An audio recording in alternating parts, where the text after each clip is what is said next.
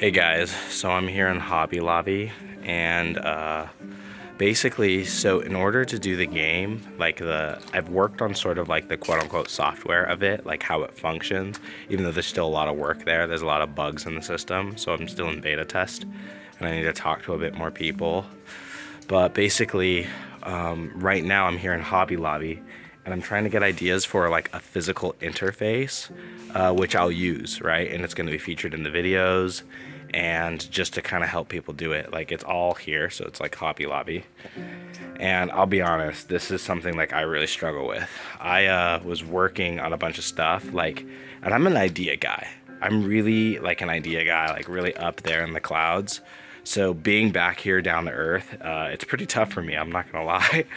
I had been procrastinating coming to Hobby Lobby the whole time. Oh, I've been procrastinating coming to Hobby Lobby the whole day. I felt like I needed to, but I was just really having fun, like with ideating and working on like the education, like the courses, like just all the stuff I was working on. I was really, really enjoying that.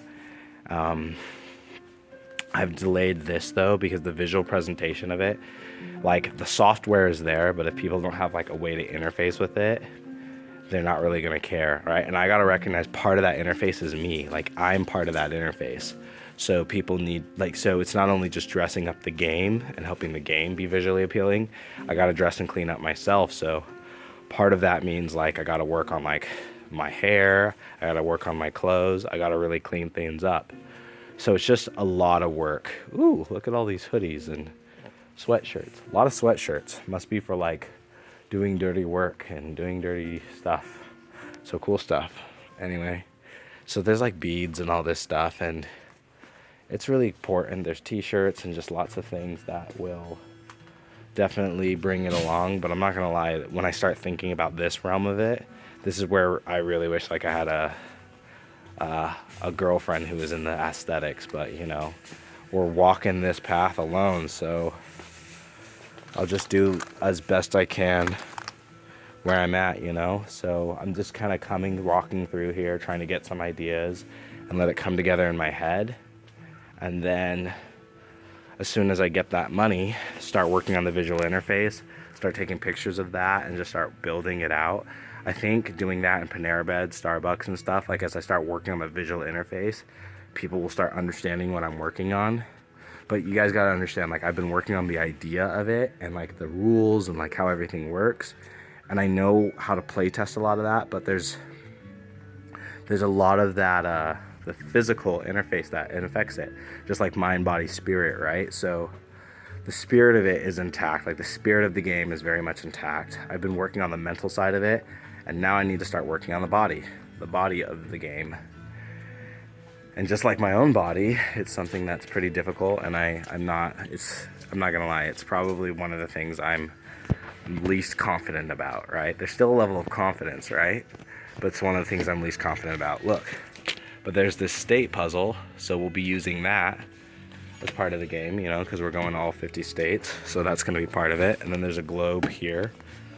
Ooh, and there's a telescope, which I just want because I love stargazing.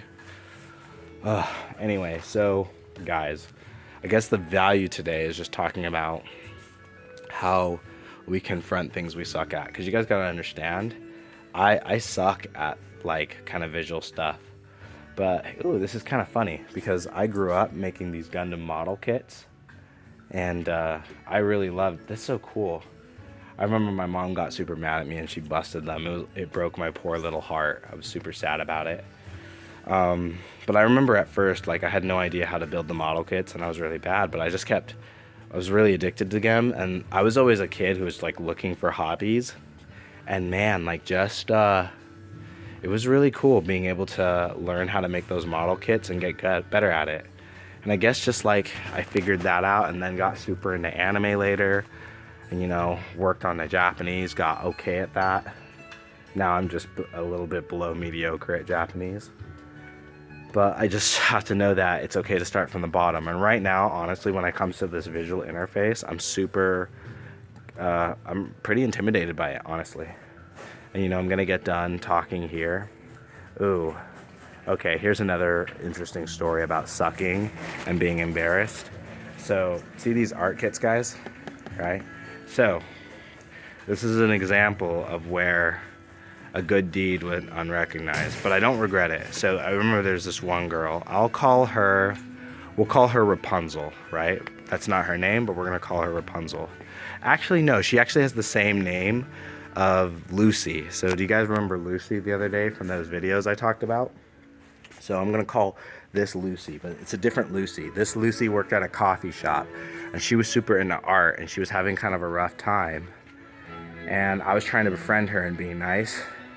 And this is the thing is I don't regret trying to be nice and friendly, but I'm starting to realize it took me so long to realize that when you're friendly, especially to like females as they get older, like the world just doesn't like it unless you do it a certain way, right? It's almost like you have to prove yourself as a man. Like you're not allowed to be nice to a woman unless you're a certain status of man, right? And I didn't quite get that, even though like I was a grown man.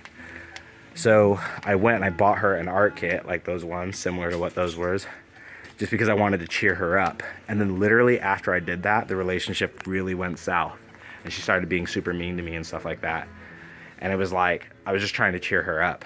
And guys, like what it is like our insecurities, right? So you have two options when you face your insecurities. And oftentimes, like we either face our insecurities ourselves or the universe will present us with insecurities. Most people run away from their insecurities. So for instance, the reason she did that, and it's why, like, guys, you need to understand, this is why most women aren't kind when you do nice things for them. It really has nothing to do with you. It's really just they have an incredible low sense of self-worth. In their mind, they're thinking, why is this guy being nice to me? He must want something because inherently I can't command any value with my being. And usually they think that because, you know, they got neglected by her dad. In the case of Lucy, her dad and her mother had passed, I think it was her dad had passed away very recently. No, it was her dad was still alive, but her mother had just passed away.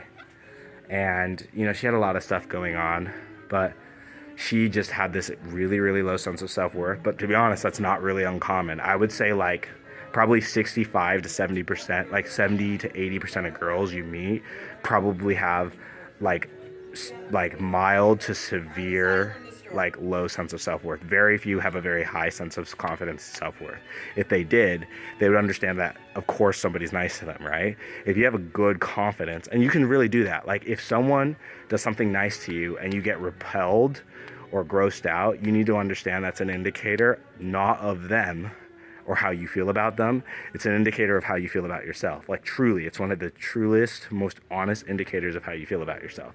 Because someone being nice to you shows like you're just deep down inside, you don't feel like you deserve that or command it.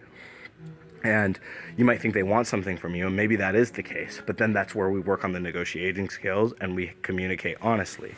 But you know, about Lucy was like, oh yeah, da da da da da, like thank you. But then like the relationship went south, and I remember she even like got mad at one of the managers because she said something, and rather than, because even though I was a nice guy and trying to be kind, I was definitely way past my simp phase. I already moved back from New York, so she said something rude, and I just was like, you can't talk to me that way, and I really cut her down. And then she got me kicked out of the coffee shop, so I can't go back to that coffee shop now. And at first I was a little bitter about it, but I just realized like Lucy was just being young and dumb and like, once again, low self-worth. So the thing is, it's like, okay, so what do we do when people have low self-worth? What do we do when we have low self-worth? Now, I have a pretty high sense of self-worth, but I still have insecurities. You gotta understand, having a high sense of self-worth doesn't mean your insecurities go away. So physically and aesthetically, I don't have a very strong talent for that, or if I do, it's unexplored. But because I believe in myself, I'm willing to throw myself into these things because I know that eventually I can figure anything out. I don't believe there's anything I can't do.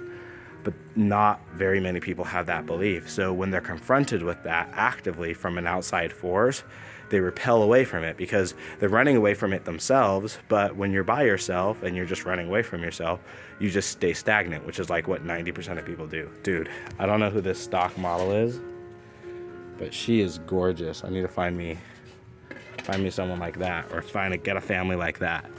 Is it weird that I want to like marry a woman who looks completely different than me? So like she's like white, but then like I want to have like black kids. So like it's like I want to marry a black woman, so it's like I have black kids.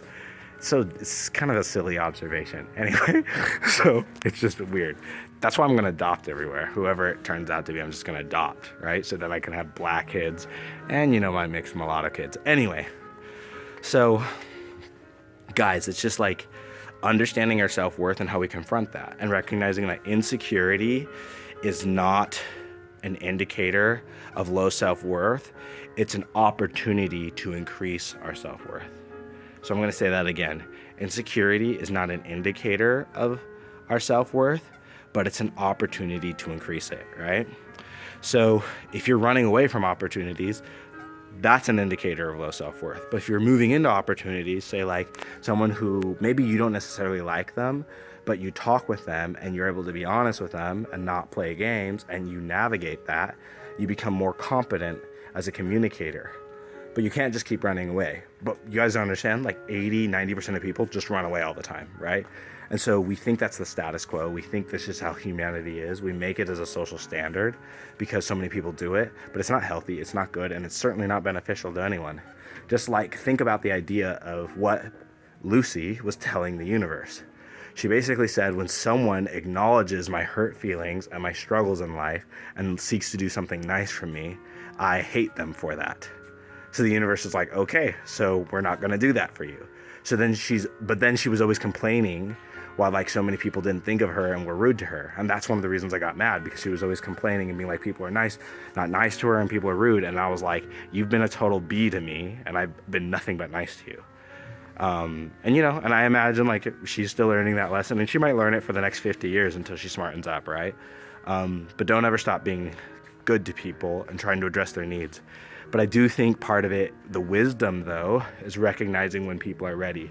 Now I see that insecurity before I did any kind of move, before I'll even talk to a girl and I'll increase intimacy with her, I start testing for her self-worth. And most of the time it's super low, so you can just move past it, right? And most of the time when a girl does have very high self-worth, she almost always has a boyfriend, right? So like a girl with high self-worth, but then like a single, like that's like a beacon, and I'm gonna run straight for that. But you just don't commonly see that. And it's same with men too. Most people need external validation to get their self-worth up. I think one of the blessings of being so isolated is that, yeah, I've been lonely, but I definitely validate myself and I feel like my own self-worth. So that's been really cool. And I'm growing. So let's keep working on our self-worth. And guys, remember, stay happy, stay healthy, like and subscribe, and hopefully I'll figure this out. Peace, and keep looking out for the game.